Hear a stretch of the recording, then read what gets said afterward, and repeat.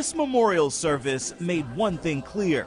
Pastor David Wilkerson's 60 years of ministry touched millions around the world, and it began at home with his family. The one thing that I appreciate with my dad, not only being a minister, but an amazing father behind closed doors. He was a great dad, really was. A father's legacy could be heard in his son Greg's personal testimony. His father prayed for him after he broke his back, shattered 2 vertebrae, and endured 7 years of pain. Before my dad left to go be with the Lord, he was able to see his answer, the prayer answered by seeing me healthy and happy and just holding him and celebrating on that. I thank the Lord that he gave me and my dad that gift. Wilkerson's wife, Gwendolyn, was not able to attend the service. She was injured in the car accident that killed her husband. You hear the statement that behind every great man, there's a loving wife rolling her eyes. That was my mom. She brought reality to our family.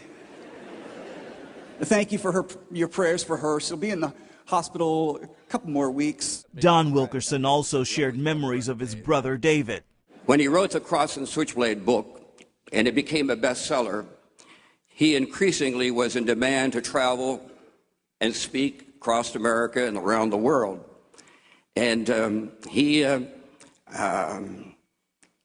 me to lead Teen Challenge, and I'll never forget it because in those days people would say, Jesus I know, Dave Wilkerson I know, but who are you?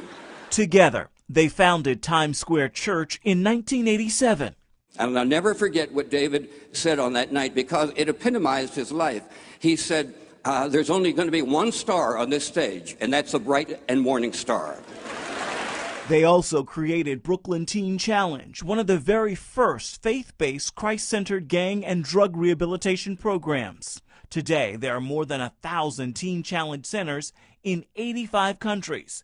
And among the many lives touched, a minister who spent more than 3 years living on the streets before finding salvation at Times Square Church. Pastor David, if I could say anything about him, I could say that he was there. I mean, sometimes that's the most important thing you can say about another person, is that they were there. Ephraim Graham, CBN News.